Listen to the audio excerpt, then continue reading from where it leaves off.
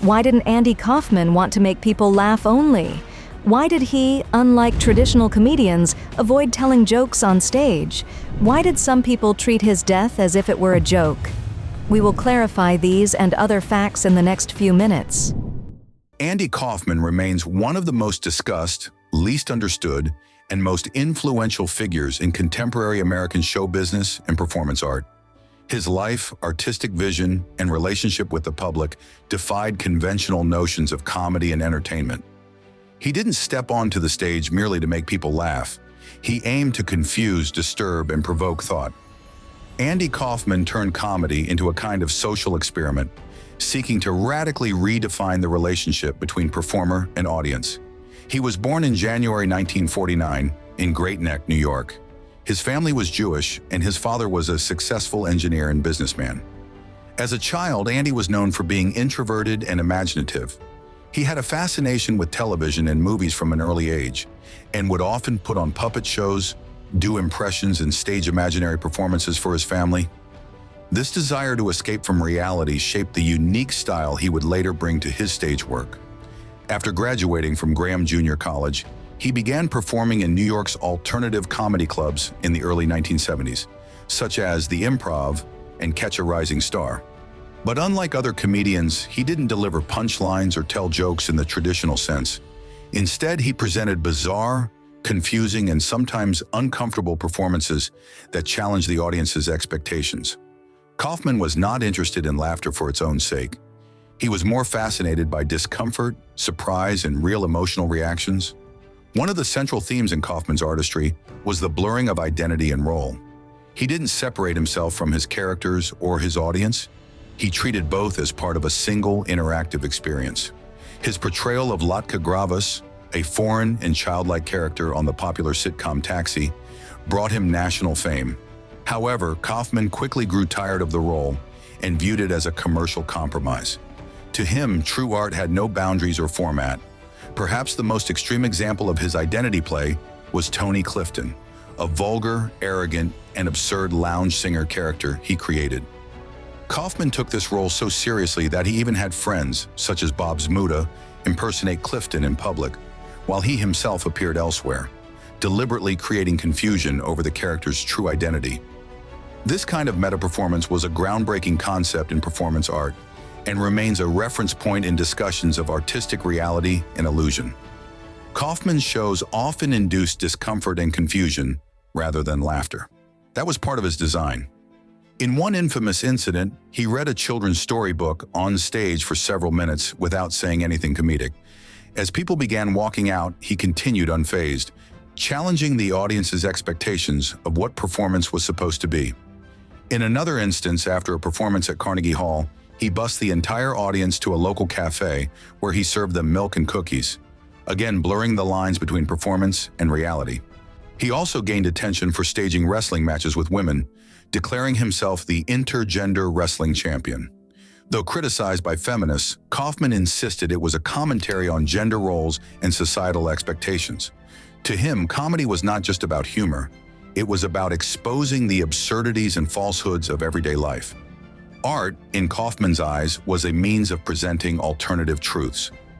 In 1983, Kaufman was diagnosed with a rare form of lung cancer, which was particularly surprising since he never smoked and lived a relatively healthy lifestyle.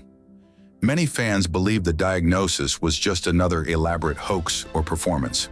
When he died in May 1984 at the age of 35, many refused to believe it was real.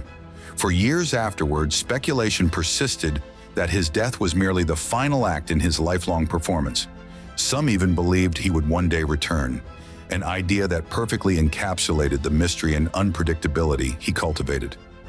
In 1999, the film Man on the Moon, directed by Milos Forman and starring Jim Carrey, brought Kaufman's life and art to a new generation. Carrey's deep immersion into the role led him to a psychological transformation, blurring the lines between actor and character. The film's title came from an REM song of the same name, a tribute to Kaufman's enigmatic legacy. Today, Andy Kaufman is regarded as a pioneer of anti-comedy, performance art, and postmodern entertainment. He showed that comedy could be a mirror, a provocation, or even a psychological test.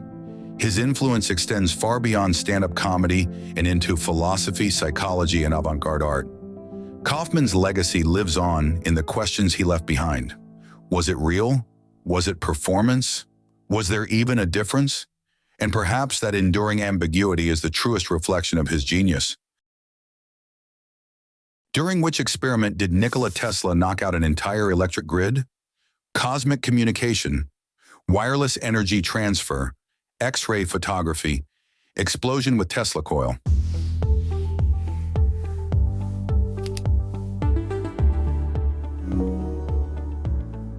While experimenting with wireless energy transmission in Colorado Springs, Nikola Tesla disrupted nearby electrical systems. The grid experienced outages during this test. Tesla aimed to transmit power without wires. This incident demonstrated his ability to generate powerful energy waves. Which woman is historically considered a Roman emperor? Livia, Agrippina, Faustina, Zenobia.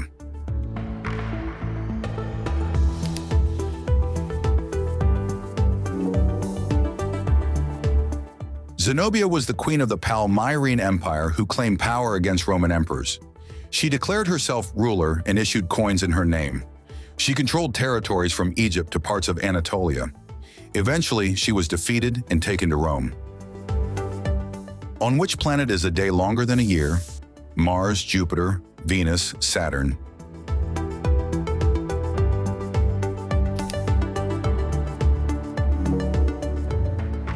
On Venus, one day, rotation period, is longer than its year, orbit around the Sun. This is due to the planet's slow rotation. A Venusian day takes about 243 Earth days, while a year lasts 225 days. So, a day exceeds a year on this planet. What was the name of the first computer virus? I love you. Brain Creeper, Morris Worm.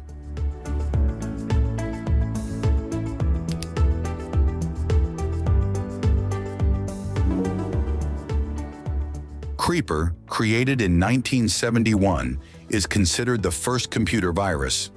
It spread through ARPANET and displayed the message, "I'm the Creeper, catch me if you can." Though not harmful, it was infectious. Another program named Reaper was created to delete it. What is the earliest known writing system in human history? Hieroglyphics, Latin script, cuneiform, Sanskrit.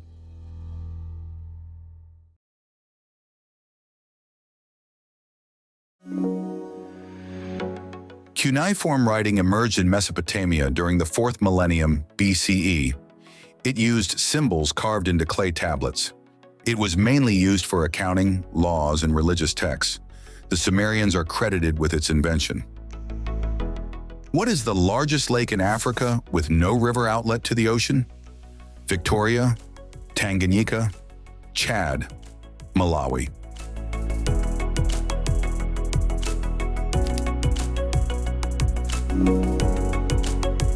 Lake Tanganyika is notable for its length and depth in Africa. Its waters are not connected directly to any ocean. It is known for its rich biodiversity and ancient ecosystem. The lake's depth exceeds 1,000 meters.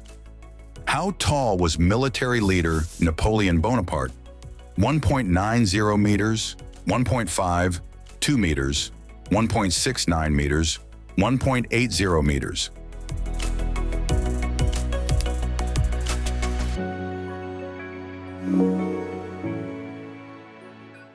Myths about Napoleon being very short are widespread. In fact, based on the French units of the time, he was 1.69 meters tall. That was average height for his era.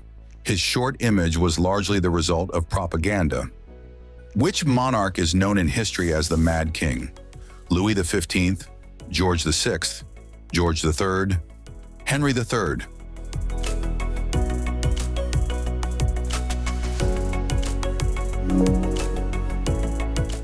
King George III of England is known as the Mad King due to his mental illness. His unusual behavior was documented by doctors and court members. The illness caused him to temporarily lose control of governance. His condition marked a dramatic chapter in British monarchy history.